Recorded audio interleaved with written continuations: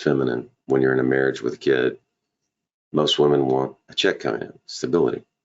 She's married with a kid. And he's a gambler, so he's blowing all their money. Even fact, Neil says, with all we got coming on, Super Bowl cleaned him out. So he's a big gambler. So this is right on, right? Right on for men and women. Women want stability, security. Men want action, adventure, purpose. I should say purpose. I mean, men and women's purposes are different. They both have purposes. But she's attracted to him and probably likes his manliness, right?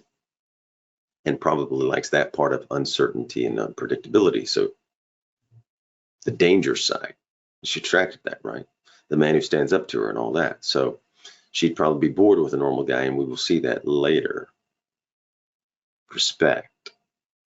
She may be mad and angry at Chris, but she respects him more than the guy she's having an affair with. Let's make this difference. The guy she's having an affair with seems like a normal, average guy. Chris, of course, is a criminal. He's on the crew. But he seems much more dynamic, exciting, and much more honorable than the other guy. Chris would die for her. This guy wouldn't die for her at all, wouldn't go to jail for her. Chris would go to jail for her. So sacrifice, he has that in him. Loyalty, he has that. So they're good virtues in Chris versus this other guy she goes out with, who doesn't seem very exciting, who doesn't seem very dynamic, who doesn't seem like he would desire her very much, can take her or leave her. Doesn't seem like there'd be much traction there long term. And he seems like what? An omega male that she goes for to get stability that she would throw away one day. This other guy. Because the guys she's attracted to are like Chris. Efficient, competent Chris. Now, we got sidetracked there for a minute, but Neil has a code. He tells Chris as they're sitting there talking in his house, because Chris has come over to spend the night. So Neil and Chris are sitting there at his house. He's gone over to the sleep because the wife and him have had a fight with Charlene. And a guy named Jimmy told him, have no attachments. Have nothing in your life that you cannot walk out on in 30 seconds flat if you spot the heat around the corner. Neil tells Chris that. He says, I don't know what you're doing. Chris says, for me, the sun rises and sets with her. So we get Chris. He's in love with his wife. And you can tell with Neil, he just doesn't get that. So that was a good scene, I think, in the film. Next interesting scene, which is just interesting, is how professional and aware Neil is of everything going on around him and what can threaten them. He always sees it. He's on a payphone making a deal to get the bearer bonds back. And he sees Charlene and the guy she's having the affair with in a hotel room. He goes up and confronts her and says, hey, who is this guy? Who is this guy? I got to know. She tells him to get it together and give Chris one chance, and that his word means something. And she knows that his word means something.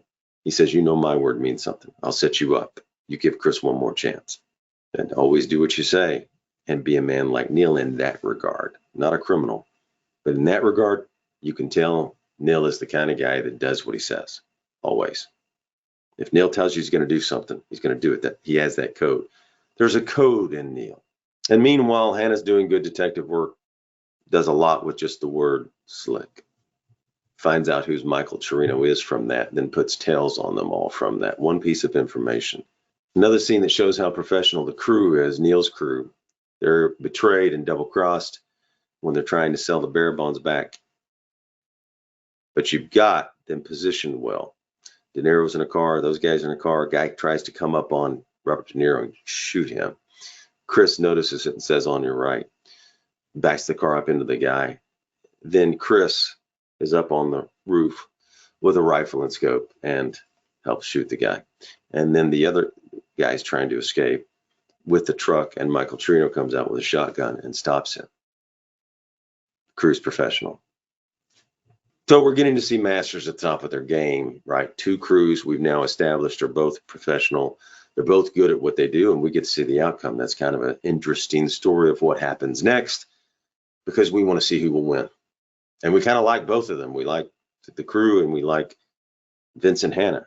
So that's great for men. We want to see who's the best. We want to see who wins in the end, right? There's that competitive nature. Of course, the good guys, we want good to triumph, right? Now, all the police officers have gone out together and had camaraderie, but Vincent's had to leave.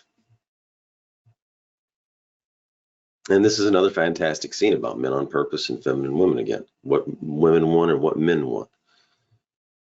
At least women that have not been indoctrinated by Marxism, right? So Vincent Hanna comes up, Justine's sitting in this place. He says, didn't you have Bosco take you home? I didn't want to ruin their night too. What was it, she says. You don't want to know, he says. I'd like to know.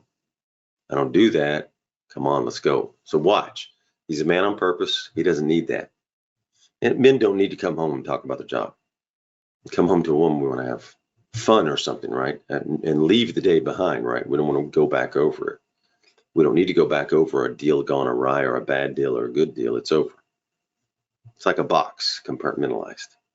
The deals of the day and then your woman. So you never told me I'd be excluded. And he says this, he set the frame and narrative early. I told you when we hooked up, baby, that you were going to have to share me with all the bad people and all the ugly events on this planet. So he set the parameters. At the beginning, he told the truth of what he was. He knew who he was, and he told her. And he's not afraid of conflict. He can stand up to it and still remain who he is. And that's what you have to do in a conflict.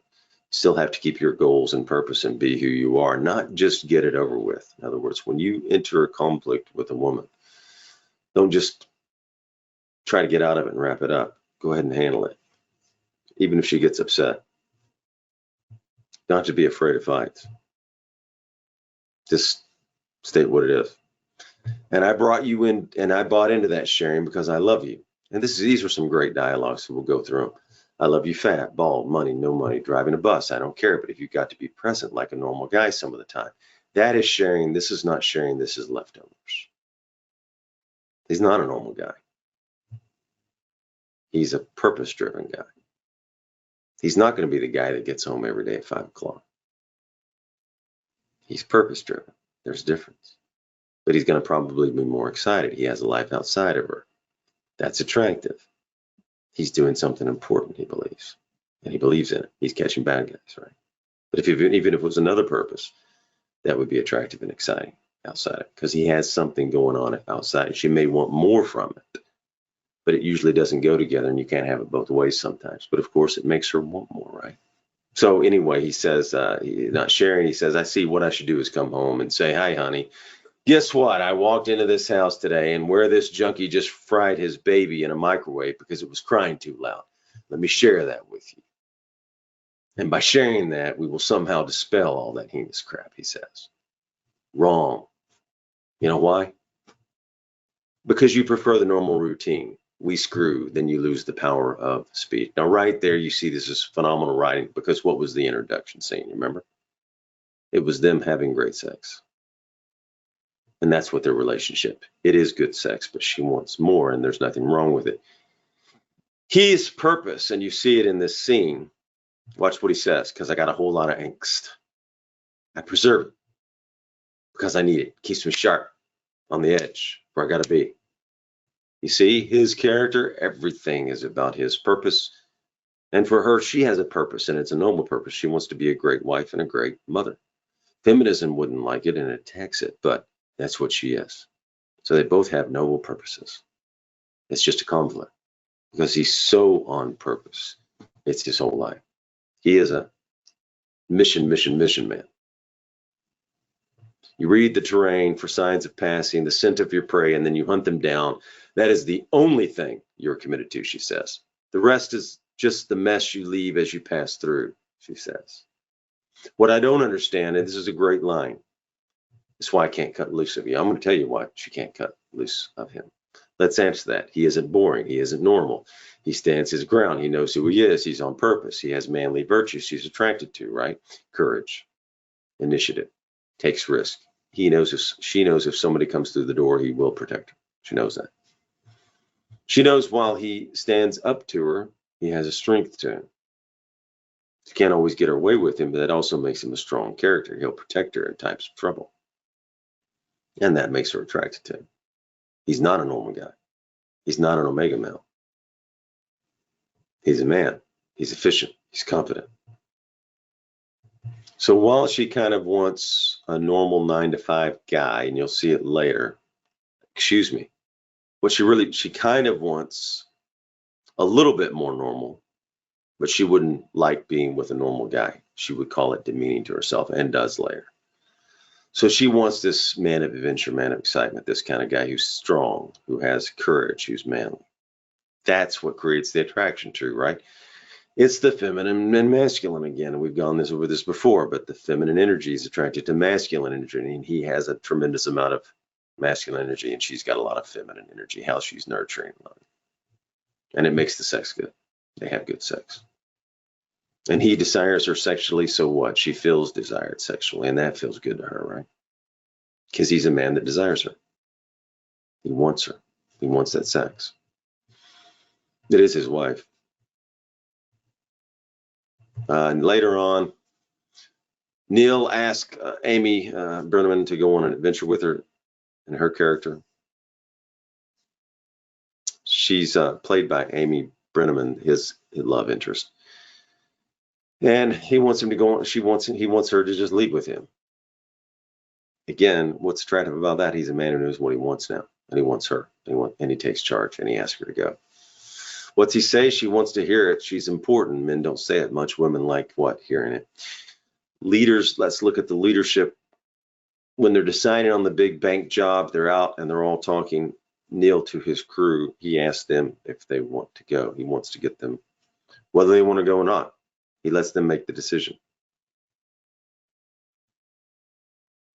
Michael says, I roll with you, Neil. He says, not this time. You got plenty put away. You got real estate. You got stocks. You don't need to do it.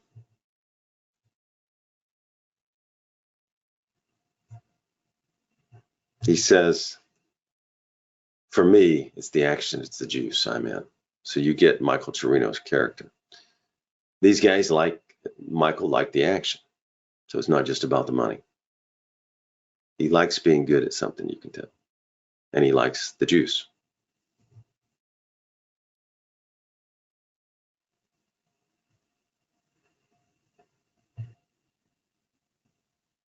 By the way, just a side note, that great scene that Lieutenant Vincent Hanna does with that guy that Charlene's having the affair with in his office in Vegas when they go in, that was improvised, some of it, when he does that scene, and you see that look on the guy's face. Just a neat scene. They're getting him involved. Now, here's an interesting scene, too. We're just going through scenes now, I think. When the team is following Neil and them, Neil knows they're doing it, so he sets them up. He's out pointing, looking, saying, we'll take this. We got exit here. And the guys are watching them with listening devices. The police crew's watching Neil's crew as Neil's crew's looking at a site. And then Hannah's crew comes out and trying to figure out what they're doing. Trying to figure out what is Neil trying to hit. Al Pacino says, I got a good idea of what they're looking at. You don't know what they're looking at? He says to his men, I mean, is this guy something or is this guy something? This crew is good. You know what they're looking at? Us, the LAPD, the police department. We just got made. So it just shows the professionalism. They're taking pictures of the crew first, and then the crew is taking pictures of them. Again, just a professional moment. Two good crews going at each other. Interesting, too, the next comes the way Vincent smiles up and laughs. It's great acting. And the way De Niro smiles back in this scene when they're standing out there looking at each other. It's just really good scene. And they're such good actors pulling off these little moments. The way Vincent smiles. It's an interesting game they're playing, and they respect each other, right? Two masters going up against each other is interesting. It's dramatic. So again, really hats off to De Niro, Michael Mann, and Pacino. Pacino has so many good moments in this film that he extends and makes the most of. It's just really brilliant acting. With his inflections and his voice and his style, he just makes the moments so good. So good. So Nate is played by John Voight, and John Voight does a good job. By the way, he didn't even think he should take the role. He didn't think he was right for it, but Michael Mann convinced him to play it, and he took it, and he was really good, right? John Voight is a master actor, really good. So Nate's done research. They've taken the picture now, and he's doing his research on Lieutenant Vincent. Again, these guys are pros. Why are we going through this? This is the way you have to do life. not crime, but something else that you do that is good, you need to pay attention to the details, do your research, know what you're doing. So if you're going to build a business, go do the research, take the time, find out what makes it work, take action too. Here's the point. Hannah's talking about Neil, and Nate, John Voight tells him, you do this sharp, you do that sharp, you do this sharp. He thinks you're sharp. Stay away from this guy. And Nate gets him. He's like, you don't want this guy. This is all this guy does. He lives to get guys like you. So Nate's warning him. Now, in this movie, there's the famous scene, there's many famous scenes. There's a shootout bank robbery scene. And there's this big scene where Al Pacino and Robert De Niro meet. Phenomenal scene. They're both master actors, so you get to see master actors. And they could almost be talking about themselves in the scene. I don't want to do anything. I don't. So this is a scene we all want to see. It's unique because Lieutenant Vincent Hanna has gone up to him in the car and asked him to have a cup of coffee with him. So they go to have a cup of coffee. And this is great dialogue, so we're going to go through it. And the good cop, the good guy, asked the bad guy, truly terrific, for a cup of coffee. How many times have you seen that in a film? Not many. It's a major scene. And De Niro says, you looking to go back? He says, you see me doing thrill-seeking liquor stores with a Born to Lose tattoo on my chest? No, I do not. Right. You want to go back? I ain't never going back. Then don't take down scores. I do what I do best. I take down scores. You do what you do best, trying to stop guys like me. So you never wanted a regular type of life? What is that, barbecue and ball games? Yeah, just regular type like you. No, my life's a disaster, Al Pacino says. I got a stepdaughter so screwed up, wife passing each other on the downslope on my third marriage. And here's the point. What's Al Pacino telling him? Because I spend all my time chasing guys like you around the block. That's my life.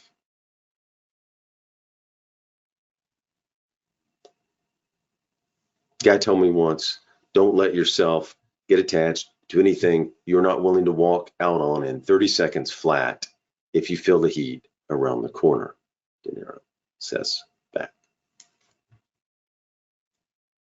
Now that's part of Neil's code. Will he do it? He has a code.